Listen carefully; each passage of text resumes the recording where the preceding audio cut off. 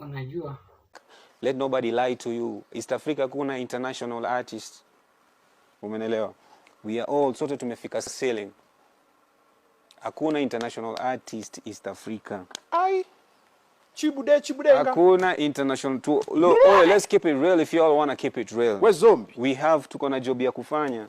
Haujui? Na tuko na job ya kufanya. For real? Umenelewa? Kundua kwamba kuna sababu mingi zinazofanya wasanii wa hapa East Africa wasikuwe international.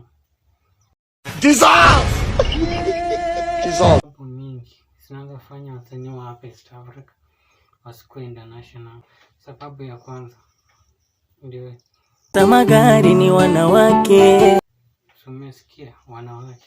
Wasanii nyinyi mnapopata umaarufu kidogo, Kitoto cha 2000 uko nyuma kilivyo na wili, wewe uogopi.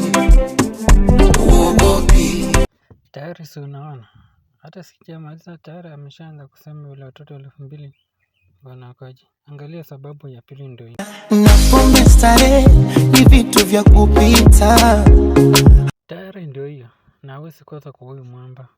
Ama Wenzenu bonde nishaacha. Naweza athirika hata naweza kufa kwa sababu naangalia naona kuna sababu ya nne, Tuchekeshane.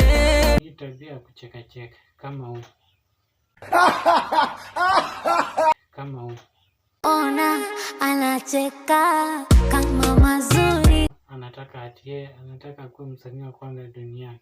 Ataweza aje na hii kucheka cheka yake? Hebu mwambie kitu Rayvanny. Atucheke na kima tusijevuna mabua. Hawezi kuelewa. Ama waambie. Nanchekesha. Endeleeni tu hivyo. So mnasema Shabino haba msitulaumu sisi. Ona anacheka kama mazuri. Wasanii wa kitambo kucheka walikuwa paka wanaomba wacheke kidogo kama Mr. Blue hapa. Isingecheka kidogo. Hata pia mjifunze kwake, ndio maana mpaka akupaka sahi. Nyinyi wenyewe mmepelekwa kila mtu na style yake. Badala ya mfanye usiku na mchana mazoezi, ndio hata sisi mafans tuwa support. Nyimbo zenu tufikishe kule international. Na mnasema ati ni sisi. Hapo niambieni hapo kwa comment section. Kwa unaona aje?